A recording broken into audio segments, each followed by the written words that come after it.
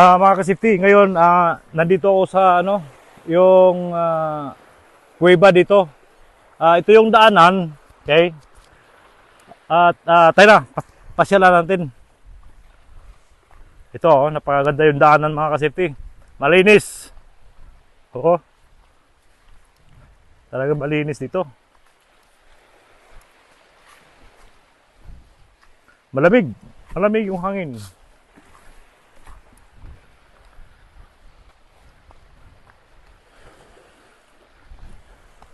So, mga ka-safety, kung nakakita nyo, yun, doon kami galing kanina. Doon, no? So, ngayon, ito nga, papunta ko ng kuweba dito. At gusto kong makita yung kuweba dito, mga ka-safety. Ito, may mga hagdanan pa dito. Oh. Oh, ayan, mga ka-safety, oh. Ganda ng yung bato, oh, napakaganda. Kung nakita nyo, oh. At ako ibababa doon, pwede ba? Okay, ako ibababa mga ka-safety.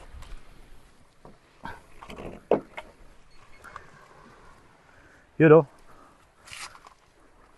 maganda mga ka-safety.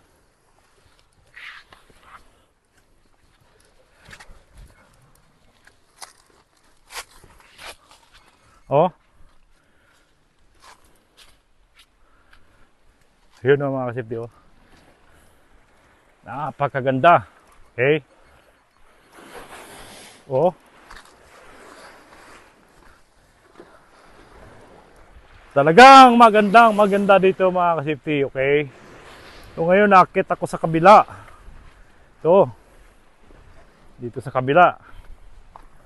Yan oh. May parang pinupurma ito. Oh. Napakaganda mga ka-safety, oh.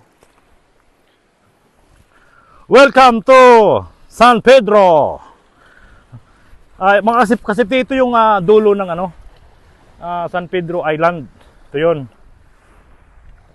Yun, doon sa kabila, yun ang dulo. So ngayon, nandito kami sa dulo. Nandito yung kuweba pala. So nakita nyo mga ka-safety, oh. Oh. Oh, tingnan nyo. Oh. Oh. Napakaganda mga ka-safety, oh. Tingnan mo yung bato, oh. Parang pinupurma yung bato. Tingnan yung bato, parang inuukit yung bato. Oh. Talaga maganda. Siguro yung gumagawa nito yung mga Hapon. Kasi sabi ng taga dito, yung taga Suliko, marami daw silang nahukay na dito. Bala na Armalite. So ito mga ka-safety, oh. Dito diyan ang daan. Dito. Oh, tingnan niyo mga ka-safety, oh. Oh. Napakaganda. Oh. So ngayon, oh. Balik tayo mga ka-safety doon sa kasi akit ako dito, papatong ako doon. Okay. Oh. Dito. Mani ko iba. Oh.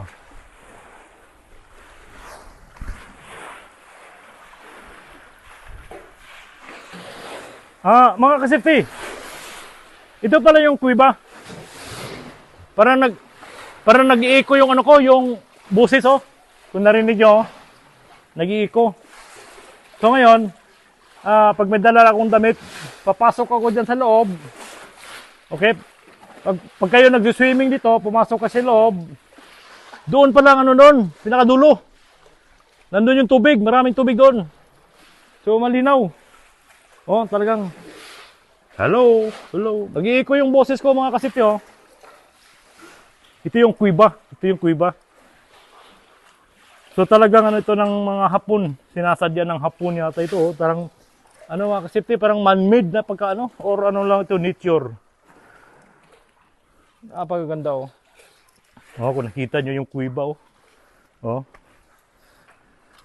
Tingnan yung butas. Nandito ako sa bunganga ng butas, ibabaw ng bunganga ng butas. Maganda pala dito. At saka tingnan yung yung bato. Parang inuukit. Talagang tingnan nyo oh. Napakaganda.